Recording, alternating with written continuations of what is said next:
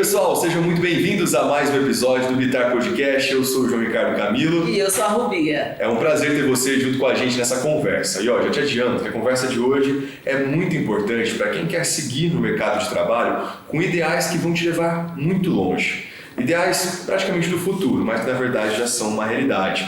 É os ideais da equidade, diversidade e a inclusão no local de trabalho. Rubia, é um tema interessante demais, né? É um tema super interessante e além disso a gente vai falar da questão da importância da educação continuada. Então fica ligado com a gente. E para isso, vamos chamar nossos convidados. Já apresento para vocês primeiro a Camila Montes Ferreira. Ela que é graduada em Direito pela Universidade Federal de Uberlândia, atualmente é graduanda em Recursos Humanos, também é pós-graduada em Liderança e Gestão de Pessoas, especialista em Diversidade e Inclusão nas Organizações. Ela faz parte da liderança em diversidade, inclusão e responsabilidade social na Uberlândia Refrescos, que é uma franquia da Coca-Cola aqui na cidade de Uberlândia. Muito bem-vinda, viu, Camila? Muito obrigada pelo convite. Seja bem-vinda, Camila. E nós estamos aqui também com o Danilo Faria Moura. Ele que é líder educador com foco em desenvolver e transformar pessoas e processos.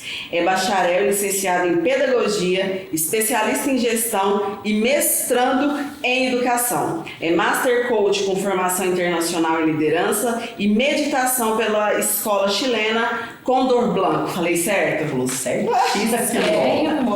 Chiquérrimo. Ele também tem experiência como professor universitário, gestor de treinamentos e gestor de RH em empresas da área da saúde, tecnologia e atendimento ao cliente. É consultor de gestão de pessoas, especialista em treinamento e desenvolvimento. Dois convidados com super currículo aí, né, João? Com essa conversa e quem sai ganhando é o pessoal do Bitar Podcast. Seja bem-vindo, Danilo.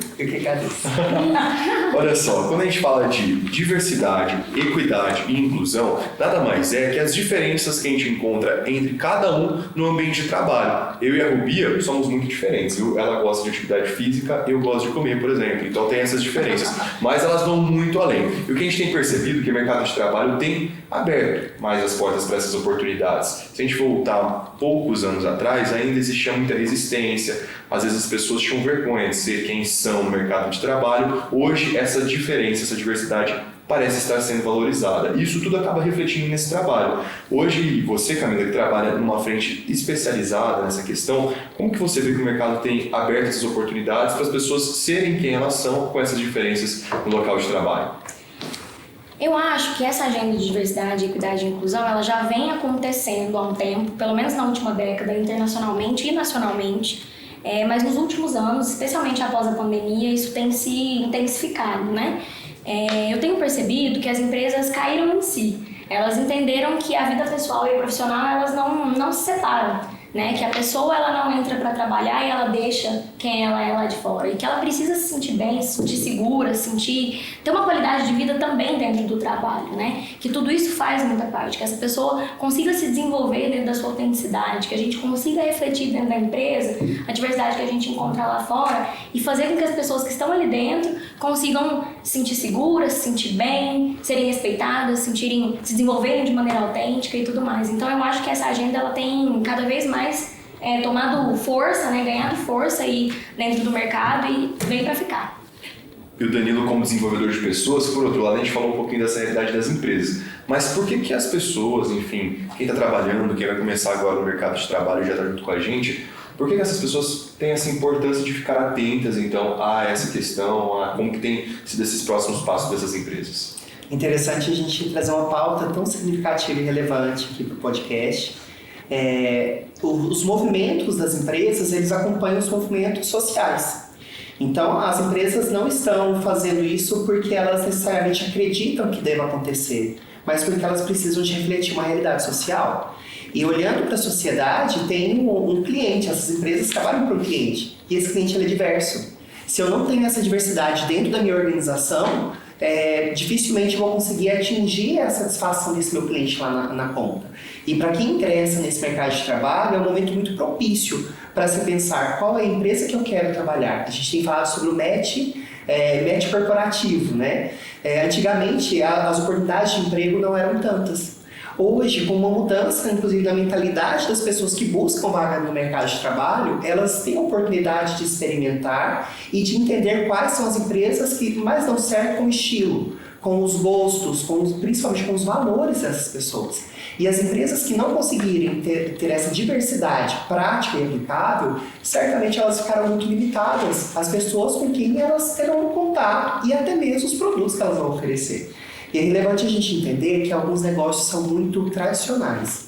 E por serem muito tradicionais, o público, inclusive de pessoas que vão trabalhar lá, serão mais tradicionais. E cabe a você, que vem agora para o mercado de trabalho, identificar qual é a empresa que dá match cultural, match de valor, o fit, o match cultural com você, que você tem buscado para a sua vida, para os seus valores. Ô Danilo, e aí pensando nisso que você, nesse relato que você traz, fazendo consultorias para diversas empresas, quais são os principais desafios aí que os gestores, os líderes encontram para implantar a diversidade, a equidade e a inclusão?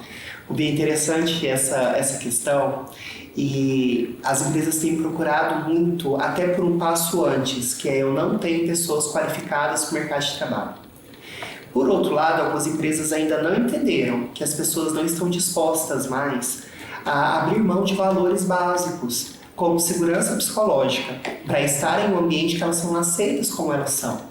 E aí, algumas pessoas ainda dentro das empresas, algumas diretorias, estão aprendendo, mas de forma ainda doída, de que se eles não mudarem essa concepção, eles não vão ter pessoas para trabalharem ali.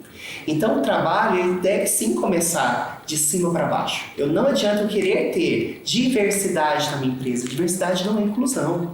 Tem uma fala que eu gosto muito de uma ex-diretora da Netflix, a diretora de diversidade, que ela fala o seguinte, que diversidade é chamar para festa. Inclusão é chamar para dançar. Todo mundo que chega numa festa consegue dançar? O chão é propício? Eu consigo incluir todo mundo? Colocar pessoas dentro das empresas, porque elas são diversas, e não dar oportunidade para que elas se sintam realmente produtivas e parte daquele ambiente, isso não é inclusão. Eu posso compartilhar um exemplo de uma situação em uma empresa?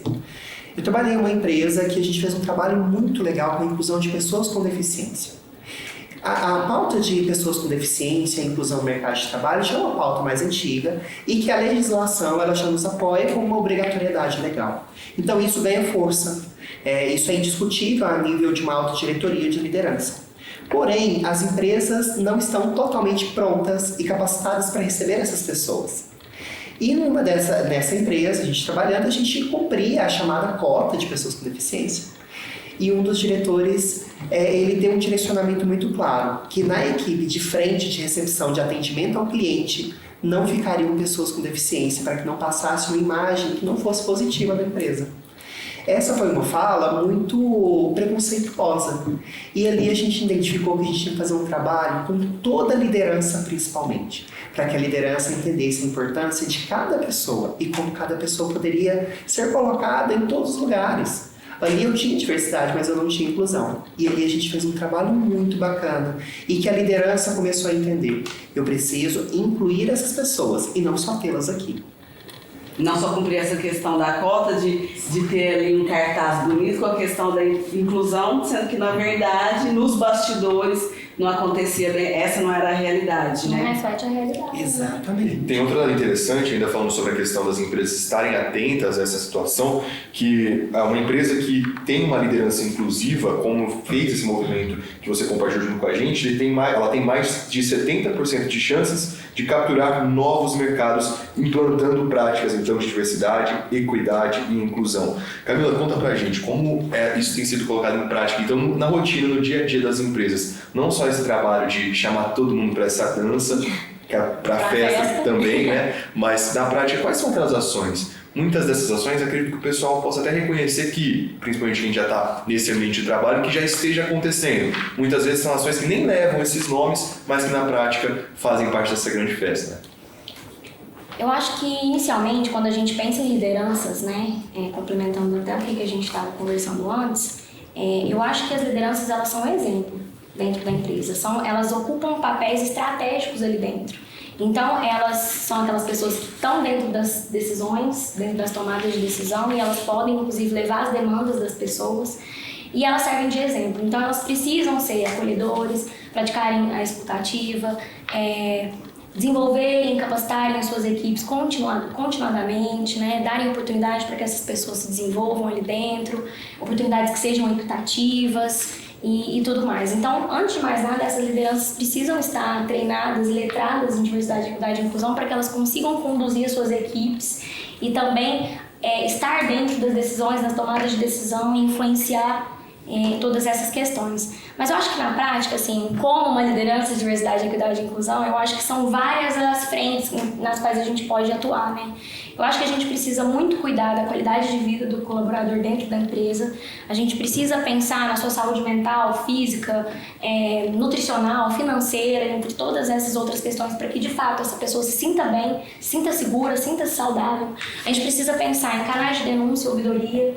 A gente precisa pensar em políticas que sejam robustas, canais de ética, que tenham ali discriminados todos os pontos que a empresa não tolera e quais são as consequências, que a gente tenha esses procedimentos, que os processos da empresa eles sejam acessíveis, não só o espaço físico, mas que tenha revisitado a acessibilidade numa completude da empresa, no sentido comunicacional, das ferramentas e tudo mais, para que as pessoas consigam se desenvolver e transitar ali dentro em todos os sentidos.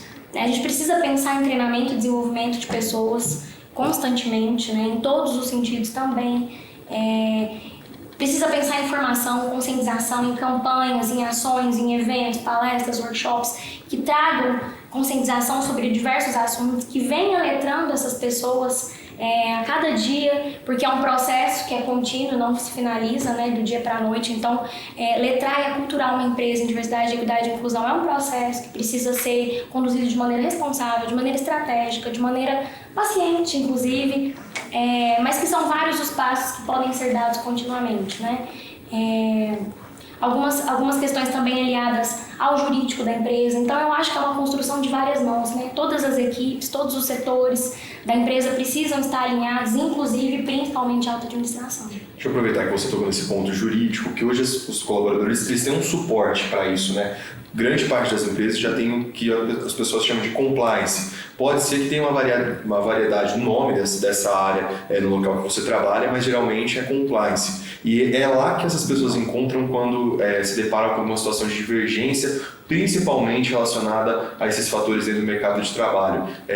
Queria saber de vocês a orientação, como que eu posso identificar que algum desses critérios para que esteja tudo bem no local que eu trabalho não esteja sendo cumprido, que haja algum desacordo, até mesmo por parte de uma liderança, e principalmente, vale reforçar, é um setor que trabalha que muitas vezes de uma maneira muito, nem sigilosa, mas anônima para que haja uma apuração desses casos. É isso mesmo, né? É isso mesmo. Precisa ser observada sempre a lei de proteção de dados, né? Que observa toda essa tratativa dos dados, dos colaboradores, etc. Mas é muito importante que as empresas tenham, e a maior parte das empresas tem, né? Canais onde as pessoas possam trazer suas demandas, suas questões de maneira anônima, sigilosa, e que tenha um comitê, que tenha um grupo que seja composto por diversas pessoas, diversas áreas, né, e profissionais da empresa que façam a tratativa dessas demandas e deem os devidos encaminhamentos. Que não são só de trazer consequências punitivistas para um suposto, por exemplo, assediador. Não estão supondo que chegue no caso de assédio ali no canal de denúncias. Então aquele comitê vai receber, vai avaliar, vai investigar e às vezes pode dar algum tipo de tratativa, uma consequência para a pessoa que cometeu aquele ato. Mas também de acolher, de escutar e de pensar algumas outras alternativas para promover segurança, acolhimento para aquela pessoa que também foi vítima daquela situação, né? Então é muito importante que as empresas tenham esses espaços, não só como plataformas, mas também que às vezes tenham pessoas, assistentes sociais, psicólogos, corporativos que acompanhem, que acolham essas pessoas. E antes de mais nada, que elas se sintam à vontade de trazer essas questões, porque de nada adianta, se não existe uma segurança psicológica na empresa, as pessoas não se sentem à vontade de relatar situações que envolvem a sua liderança, né, por meio, por receio. Então, não adianta ter esses canais se as pessoas não utilizam, né? É importante que exista toda uma construção, uma cultura naquela empresa para que aqueles colaboradores se sintam seguros, se sintam à vontade de trazer essas demandas e que eles visualizem que realmente vai ter alguma tratativa, que vai ter alguma alguma consequência mesmo para aquilo que eles trouxeram. Né? Então já fica a dica para você que está nos acompanhando, ficar por dentro de como é que funciona isso aí no seu local de trabalho. O Danilo, a Camila falou sobre a diversidade, equidade e inclusão, ser uma tratativa, uma construção com várias mãos. E são essas medidas, esses processos que vão garantir a retenção e a satisfação desse profissional em trabalhar na empresa? Exatamente. É interessante esse tema de incluir compliance. Algumas empresas já têm a prática, durante a integração do colaborador, a recepção do colaborador, de fazer um mapeamento de diversidade, com perguntas direcionadas para a diversidade, de gênero, sexualidade, cor de pele, religião. Esses dados, eles devem ser tratados dentro de compliance, como uma lei geral de proteção de dados. E algumas empresas ainda cometem o erro de querer tirar, como dizem, tirar pessoas do armário. Essa pessoa respondeu aqui que ela é pansexual, então vamos contar para a empresa que temos um pansexual. Não, essa é uma informação sigilosa do dado cadastro associado. A retenção de pessoas se dá também com ambientes em que a pessoa possa se sentir segura para ela ser quem ela é no limite que ela deseja. Que a pessoa ela possa ser respeitada sendo quem ela é. A pauta maior hoje voltada para a diversidade, ela é muito direcionada para LGBTQIA+. Porém, a gente ainda não venceu o que a gente precisa das pessoas com deficiência, com as pessoas negras, de cor preta. A gente não venceu ainda com as religiões, pessoas que têm religiões que não são tão comuns como a católica, o evangélico, o cristianismo. Então, as empresas ainda não criaram condições de pluralidade. Um exemplo muito simples. Algumas empresas ainda têm o ritual de rezar um Pai Nosso, uma Ave Maria, em determinadas reuniões. Isso não é inclusivo. Pelo contrário, é uma prática totalmente exclusiva. Retira-se algumas pessoas que não comungam daquela fé. Empresas que você chega e tem um crucifixo pendurado. Quando a gente entra numa reunião de diretoria, a gente conta nos dedos as mulheres que tem. Agora, uma mulher preta, trans, você não acha? Onde estão essas pessoas? Elas estão na sociedade. Quando a gente olha para as análises gerais da sociedade, elas estão lá. Por que elas não estão nas empresas? Então, cabe a nós também questionarmos. Enquanto professor universitário, eu fazia essa provocação. Eu ministro aulas em faculdades particulares, privadas. E as minhas primeiras aulas eram esse mapeamento. Cadê as pessoas de cor preta que deveriam estar aqui? A gente não fala que é igualitário para todo mundo? Há um déficit ainda que a gente precisa de colocar em dia com a comunidade, com a sociedade, que é garantir que a diversidade esteja presente. De fato. E hoje um grande problema que a gente tem é mais do que o preconceito, que ele acontecia antes de forma escancarada, é o preconceito velado. É a pessoa que não consegue uma promoção porque ela é homossexual ou porque é uma mulher. É uma mulher. Como que eu vou promovê-la se em algum momento ela pode ficar gestante? Perguntas em processo seletivo. Você tem filhos? Quem fica com seus filhos? Direcionado só para mulheres. Então, o próprio processo de seleção já não é um processo de inclusão. E as empresas que não trabalham esse processo de inclusão, elas perdem os talentos. E, literalmente, chegamos na era do talento. As pessoas hoje estão escolhendo onde trabalhar. E as empresas, algumas estão dando birra. Falando as pessoas lá fora têm que mudar o jeito delas. Elas têm que ser um pouco mais pacientes. Por outro lado, existe um caminho do meio que a gente tem que trilhar. Nem todo mundo está, como Camila trouxe, letrado. Esse é um papel do dia a dia. As empresas nos dão uma grande oportunidade de aprendermos juntos, de nos desenvolver. E levantar a bandeira, pegar o mastro da bandeira e bater na cabeça das pessoas, não é o caminho. A gente precisa sim, dentro da nossa concepção e de conhecimento de mundo, abrir um pouco as possibilidades para as outras pessoas. Eu, enquanto homem cis gay, eu tenho muito orgulho de ter aberto oportunidades para outros homens cis gays. Hoje, com 40 anos de idade, eu olho para trás e vi que eu fui abrindo espaços em um momento que era muito diferente. Mas isso eu não fiz na bruta, não houve a necessidade. Eu fui fazendo no respeito e de momentos de ter que voltar e falar assim, vamos colocar um limite aqui? De colocar alguns marcos que a gente precisa. Mas tem momentos que sim, o canal de ética ele é relevante. Contar com uma equipe jurídica é extremamente importante porque vira reincidência. A partir do momento que é reincidência, deixa de ser falta de conhecimento e passa a ser falta de vontade. Passa a ser falta até de caráter e de valores. né? Então as empresas precisam de começar a entender que diversidade é aculturamento. Não é simplesmente colocar na porta da empresa uma bandeira do arco-íris e falar somos diversos. Não. Colocar que somos GPTW, somos diversos. Não. A diversidade acontece na prática por um processo de aculturamento. Olha, e aí a gente está vendo que é um processo multidisciplinar, né? Envolve várias áreas. Um pouco disso é o reflexo do próprio currículo de vocês, né? A Camila graduada em Direito, você em Pedagogia. E como que chamaram? Como que começaram a trilhar esse caminho pensando já na diversidade, equidade, inclusão? Começar pela Camila, então. A minha trajetória ela é um pouco curvilínea, assim, digamos, né? E eu converso muito com os jovens aprendizes, inclusive lá da empresa, e falo, tá tudo bem a gente trocar, mudar a trajetória ali no meio do caminho, né? O importante é que a gente esteja se sentindo bem.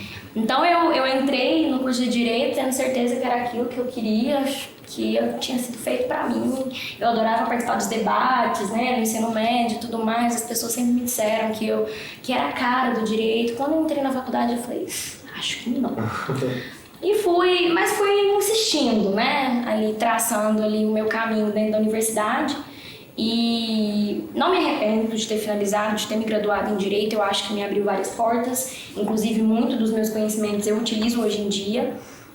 Mas quando eu finalizei ali a minha graduação, eu olhei e falei, olha, os caminhos convencionais possíveis para quem é graduado em Direito são quais? Concurso público e advocacia. E eu não estava muito afim de nenhum dos dois, assim.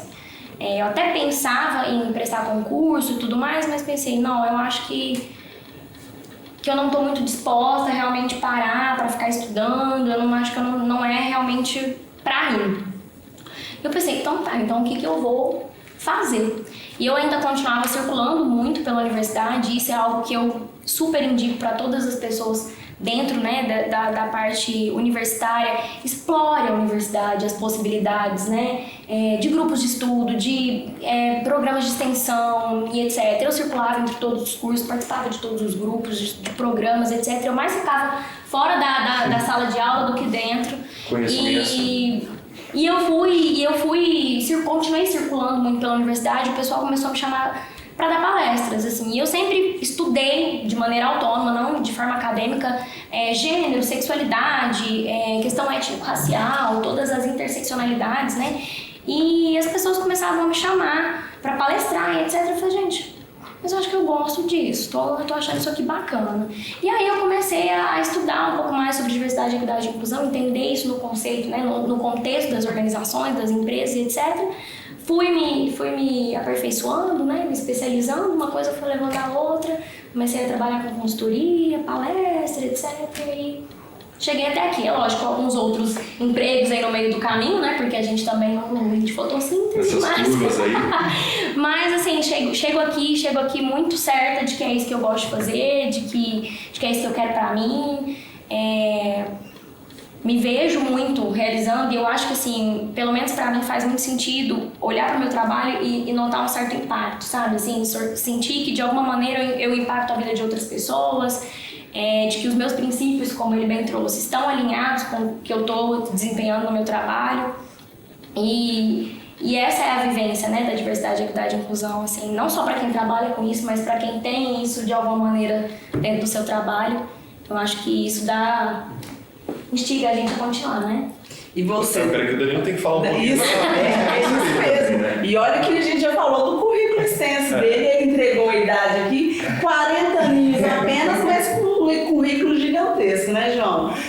O meu caso foi um pouco diferente da Camila. Eu já vivo diversidade desde quando eu nasci. E muitas pessoas são movidas pela dor que elas sentiram. E isso aconteceu comigo. De ser excluído de alguns meios. Então eu comecei a me sentir excluído na religião que eu frequentava enquanto adolescente, né? Criança, adolescente. Comecei a me sentir rejeitado no meio familiar em algum momento, das empresas. E essa exclusão acabou abrindo em mim uma necessidade de trazer uma visão diferente para o mundo. Nunca foi uma pauta muito forte em mim, até uns 6 anos atrás, a questão da diversidade. Mas eu sempre representei a diversidade que eu sou com muita segurança. A partir do momento que eu ingressei no mercado de trabalho, já com meus 16 anos, eu já ingressei muito decidido quem eu sou. Tanto que algumas pessoas falam, como você tem tanta segurança? Porque eu não tenho dúvida de quem eu sou. E eu sei que a minha sexualidade não me limita.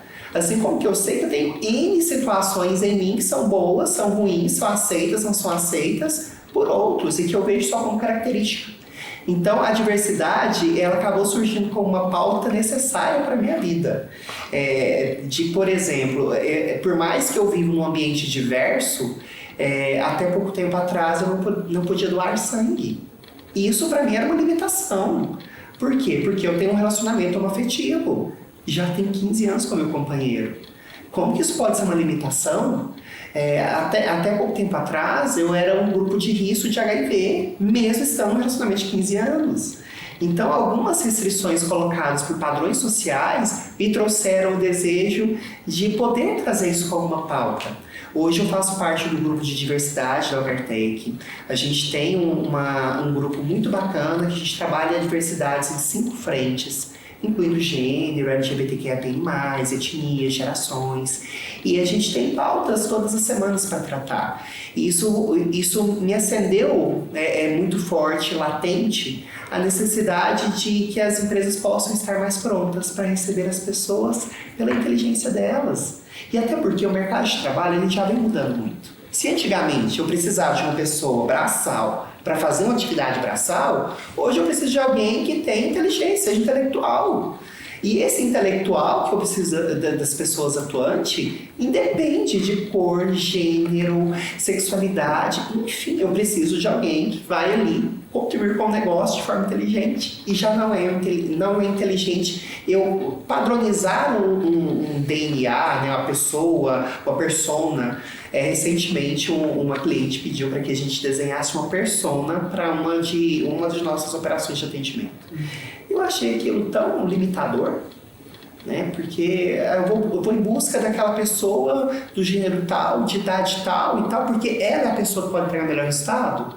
É muito restritivo em um meio cada vez mais plural. Então, essa é uma pauta que faz parte da minha essência. Mas não é uma pauta que eu volto lá no levantar a bandeira e bater o maço na cabeça das pessoas. É no diálogo. É no diálogo, é no dia a dia. Realmente entrar em situações que às vezes falam assim, você não deveria entrar nisso. Mas se eu, em algum momento, dentro da empresa ou fora, eu vejo alguma situação de preconceito, eu me envolvo. Eu me envolvo porque eu faço parte da sociedade. E eu não quero que isso aconteça. Mas eu não me envolvo jogando uma pedra na pessoa, mesmo que eu tenha vontade, né? Eu me envolvo chamando a consciência dela e, principalmente, trazendo para ela as consequências disso. No âmbito jurídico, mas também no âmbito pessoal, o trauma que isso pode gerar para alguém. Então, isso faz parte mesmo, assim, da minha história de vida. Né, enquanto eu estive em RHs, atuando em RHs, hoje em treinamento de desenvolvimento, estando consultando nas empresas, a gente tem que trazer essa pauta muito forte, principalmente ligada a recrutamento de seleção. Porque as empresas têm a persona. O homem branco, ele não está disponível. E aí, como é que a gente vai fazer? A gente vai trabalhar as demais pessoas? E mesmo que ele estivesse disponível, esse não é o seu cliente, quem que você atende? Ele tem que estar aqui dentro. Então é uma pauta mais pessoal que acabou. E o Danilo falou sobre a importância do diálogo nesse caso. Camila, você confessou que os jovens onde você trabalha, vira e mexe, perguntam sobre isso. Eles chegam com dúvidas sobre como que funciona essa área? Quais são essas dúvidas? Compartilha com a gente. Muitas dúvidas, e eu tenho percebido assim, que os jovens têm cada vez mais interesse em conversar, entender um pouco mais sobre diversidade, equidade e inclusão. Mas quando a gente pensa assim, em processos seletivos inclusivos, pela perspectiva da empresa, a gente precisa observar várias questões, desde a descrição de requisitos da vaga. Então, a gente vai pensar numa vaga para um cargo X. O que a gente vai colocar ali como requisito para essa vaga?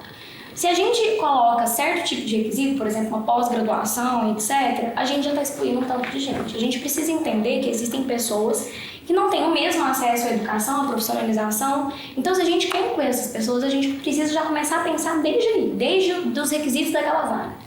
Isso quer dizer que a gente não vai buscar profissionais capacitados? Não quer dizer. A gente vai buscar talento, a gente vai buscar profissionais capacitados, mas a gente precisa entender. A gente quer realmente trazer essas pessoas, a gente está disposto a capacitá-las e desenvolvê-las aqui dentro? Outro ponto, a divulgação dessa vaga, por exemplo.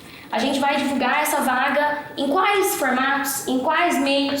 Se a gente divulga só em rede social, por exemplo, como LinkedIn, a gente está atingindo todas as pessoas?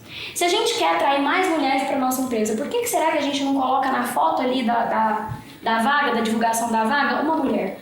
Mulher como auxiliar de produção, etc., locais e cargos que a gente não costuma encontrar muitas mulheres, por exemplo, a gente já chama a atenção daquele talento de, olha, ali eu sou bem recebida, ali eles estão buscando pessoas como eu, ali tem pessoas parecidas comigo. E outra coisa muito importante, capacitar todo o RH, né, os recrutadores, as pessoas que fazem parte desse processo seletivo, e também as lideranças que muitas vezes participam, né, dos processos seletivos, para receber essas pessoas. Porque que a gente vê uma grande resistência. Não quero pessoas com deficiência para trabalhar nessa área, mulher não dá conta de trabalhar com isso, pessoas LGBTIA+, são muito espalhafatosas, entre outras questões e comentários e resistências extremamente preconceituosas, né, que são enviesadas, baseadas em uma série de estereótipos e tudo mais. Então, o RH, especialmente o RH, precisa estar muito preparado para se desvencilhar de todos esses preconceitos que a gente carrega, e todos nós carregamos, todos esses vieses, para se desvencilhar de tudo isso e fazer uma seleção que seja mais inclusiva, que abraça essa diversidade, assim como as lideranças, né? Que deixem de trazer esses preconceitos, essas restrições e tudo mais. Precisa ser um processo seletivo acessível, né? Porque se a gente quer contratar pessoas com deficiência e o processo seletivo não é acessível, então a gente já está excluindo essa galera desde o começo, né? Então existem várias questões que precisam ser observadas desde o momento que a gente está pensando em construir aquela vaga, os requisitos daquela vaga, como a gente vai divulgar, como a gente vai conduzir aquele processo com transparência, com feedback, e como que a gente vai reter aqueles talentos. Isso tudo precisa ser pensado para que a gente realmente tenha uma atração, uma seleção, uma retenção, um desenvolvimento de talentos que seja diverso, que seja inclusivo, né? E quando a gente fala de diversidade, equidade e inclusão, né, que eu mencionei no início, então a gente quer refletir dentro da empresa a diversidade que a gente encontra lá fora, uma pluralidade de idade, de etnia, de religião, de identidade, de gênero, de orientação sexual, entre outras coisas.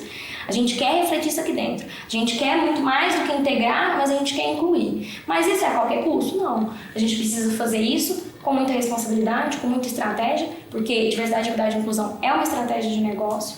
Mas a gente quer reter talentos, pessoas que sejam capacitadas, que deem match com a empresa, que o match não seja só de nós com eles, mas deles conosco, né? Pensando aqui como empresa.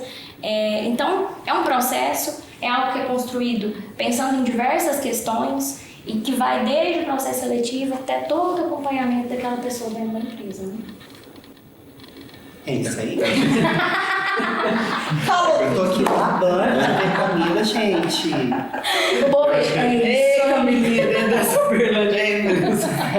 Ei, Camilinha! É que você tinha ficado com outra parte, você não... Mas aí você ficou empolgado. A gente vai perguntar também, então, pra ficar... Eu empolguei.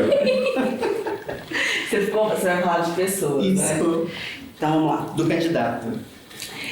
Danilo, a Camila arrasou aí nessa representação, né, de como a empresa pensa as estratégias dessa contratação. E aí, quais as dicas para o candidato, para a preparação para esse momento do processo seletivo? Aqui eu quero falar com esse jovem que está nos assistindo. Primeiro, tenha muita paciência com a gente. Nós que estamos nas empresas, nós precisamos e queremos aprender com vocês. Essa juventude já chega pra gente com uma linguagem diferente que a gente não conhece. As linguagens de inclusão e a diversidade, ela aumenta diariamente. E às vezes a gente não consegue acompanhar como deveria. E a gente conta com esse ambiente de aprendizado e de trocas. Então, primeiro, tenha paciência de nos ensinar. E o outro ponto é, antes do processo seletivo, entenda quais são as empresas que são do seu interesse. Entenda o ambiente, faça a leitura de ambiente. Entenda se é uma empresa conservadora ou de um nicho de mercado que faz sentido para você.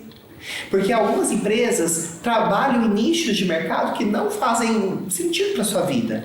Um exemplo, e aqui não é dizendo que é melhor ou pior, mas uma pessoa vegetariana ou vegana trabalhar no frigorífico não é uma questão de diversidade, é uma questão de princípios e valores. Então, se você é vegano, se você é uma pessoa que tem uma pauta vegana, vegetariana, repense sobre trabalhar no frigorífico. Por outro lado, em algumas regiões não há outra oportunidade de emprego. Então, faz necessário que você passe em cima dos seus valores por determinado tempo, até que você possa se estabelecer profissionalmente e buscar uma nova oportunidade. E outro ponto é, nem toda desclassificação no processo seletivo é em virtude da pessoa ser uma pessoa diversa. E aqui eu quero trazer um exemplo. Em uma determinada ocasião, encontramos um candidato maravilhoso para uma empresa. Era uma empresa que segue uma legislação muito rígida em relação à higiene, por questões de segurança biológica. E esse candidato usava barba, uma barba grande, bonita, um candidato muito bonito, né? E para ele trabalhar lá, ele teria que tirar a barba. Ele sentiu que ele foi desclassificado por uma questão de diversidade, e não foi. Não foi uma questão de exclusão, era uma questão de segurança. A legislação fala que naquele ambiente trabalha-se sem barba, por conta de infecção, por conta de questões biológicas. E não existe a possibilidade de abrir uma exceção. Então entenda que se você também não está preparado para uma vaga, se você não preparou na sua capacitação, se você não tem dado foco nos seus estudos, jovem, não é uma questão de diversidade, é uma questão de preparação. Nesse aspecto, é a empresa realmente estar preparada para receber diversidade, mas ela não quer receber qualquer diversidade. Eu tenho uma frase comigo que a gente tem que trabalhar a retenção de talentos nas empresas. E nem toda pessoa é um talento para aquela empresa, para aquela vaga. Às vezes ela é um talento para um outro local e ela pode estar infeliz ali. E a gente tem que detectar isso no processo seletivo. Se aquela pessoa, ela pode sim ser uma diversidade para ser feliz naquela vaga, naquela empresa, ou se ela, naquele momento, não seria para aquela vaga. E até internamente na empresa a gente consegue alocá-la para um outro lugar, para uma outra vaga que possa estar aberta. Mas, jovem, diversidade é uma pauta bacana, mas a sua capacitação também. Chegar despreparado no processo seletivo, eu falo que é chegar arrastando chinelo. A pessoa vai para um processo seletivo de chinelo e bermuda. Gente, por mais que a gente fale diversidade, tem uma questão que é uma questão também de protocolo cultural. Né? A gente vai para um ambiente de trabalho até com uma roupagem um pouco diferente. Claro que há exceções, profissionalismo. Né? E são coisas que as empresas não fazem trabalho prévio, mas que você consegue fazer a leitura do ambiente, jovem. Então ajuda a gente, ensina a gente como lidar com a diversidade, mas cuida também de você, cuida do seu estilo, que pode ser o estilo mais lindo do mundo, mais colorido do mundo ou mais cinza do mundo, não tem problema, mas esteja pronto para a vaga, a gente quer olhar a sua competência. Então, essa é a dica que eu dou para os nossos jovens que estão chegando, que alguns chegam muito empoderados, cheios de conceitos, mas aí falta um pouco de capacitação para a realização das atividades. É uma via de mão dupla, pelo jeito, né? Então a gente consegue, o candidato consegue oferecer um perfil, uma diversidade importante para o ambiente de trabalho, onde todo mundo acaba aprendendo, mas também é necessário se preparar, né? Não só o currículo está em dia, as oportunidades profissionais, mas também como você vai se portar nesse ambiente de trabalho é importantíssimo. Não dá só para pedir, né? Tem que doar um pouquinho também para que esse momento aconteça, essa oportunidade chegue para você. Mas para quem já está, ou até quem está se preparando, a educação contínua se torna fundamental nesse processo como um todo, né? Eu sei que algumas empresas já têm na lista de treinamentos, então, para todos esses colaboradores, treinamentos que envolvem essa pauta de diversidade e inclusão dentro do ambiente de trabalho. Como que as empresas têm levado essa consideração? Como têm sido feitos esses treinamentos e qual tem sido o impacto também? Porque tem colaborador que às vezes tem que pegar na mão e levar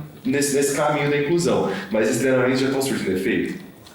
Eu posso trazer, assim, da nossa realidade ali do Uberlândia de Refrescos, né? A gente está implementando aí esse ano. Eu entro na liderança de diversidade, equidade e inclusão e responsabilidade social da empresa agora em 2024 e a gente já está conduzindo o primeiro treinamento de letramento em diversidade, equidade e inclusão. Eu tenho conduzido o treinamento, a gente, inclusive, estava recentemente viajando nas outras unidades que nós temos aqui na região para ministrar o treinamento.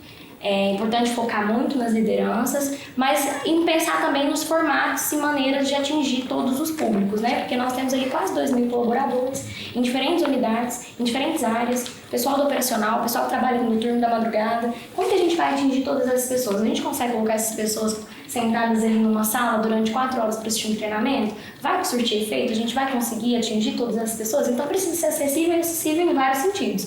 Então a gente tem investido em plataforma, né? A gente tem uma plataforma online, né? A nossa universidade corporativa, a gente tem investido em treinamentos online também, em outras modalidades e formatos para a gente tentar letrar todas essas pessoas, né? Mas não é simplesmente lá, dar um treinamento, acabou, pronto, diversidade, equidade, inclusão, lindo, beleza. Não, é todo um processo, um caminho que precisa ser trilhado. Então, campanhas de conscientização, eventos, palestras, vários momentos. A gente lançou aí 2 cartilhas já recentemente para conscientizar sobre os temas, sobre os conceitos. A gente também trabalha nos 5 eixos que eles trabalham na empresa ali do Danilo, né? A gente trabalha com mulheres, pessoas com deficiência, comunidade LGBTIA+, a diversidade etária e os grupos étnico-raciais. Então, é importante focar nesses grupos, né, subrepresentados, porque eles apresentam historicamente e estruturalmente situações de vulnerabilidade, de enfrentamento a violências, etc. Por isso é importante dar luz para esses grupos. Então, focar nesses eixos, principalmente, ter os pilares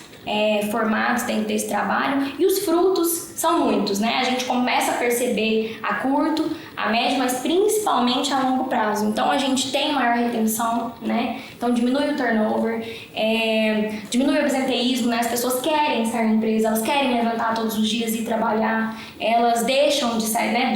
De querer sair daquela empresa e irem para uma outra oportunidade, porque elas gostam dali, elas sentem aquele pertencimento, elas se sentem seguras naquele espaço. A gente diminui reclamações trabalhistas, né, processos nos mais variados sentidos, de reclamações dos colaboradores para com a empresa. Isso inclusive tem impacto financeiro. Então é o que eu volto a dizer, a diversidade, equidade e inclusão é uma estratégia de negócio, é rentável para o negócio, traz lucro para o negócio. Existem diversas pesquisas que apontam para isso. Então a gente melhora a qualidade de vida do colaborador, ele se sente pertencente, ele se sente seguro, ele quer ficar, ele aumenta o rendimento, melhores soluções, melhores propostas para problemas, para situações, melhores resoluções para problemas complexos, inovação, criatividade, melhor harmonia, rendimento. Então, assim, isso tudo a gente consegue medir, acompanhando indicadores sempre, aplicando pesquisas de clima, censo e etc, para a gente acompanhar esse desenvolvimento a curto, médio e longo prazo. Mas os frutos, já posso adiantar para vocês que são os melhores. Assim, nos meus tempos aí de consultoria, que eu acompanhei algumas empresas que estavam em diferentes estágios, né, dentro dessa agenda, eu já consegui perceber esses frutos em diversos sentidos, né, porque cada trajetória de uma empresa é uma trajetória.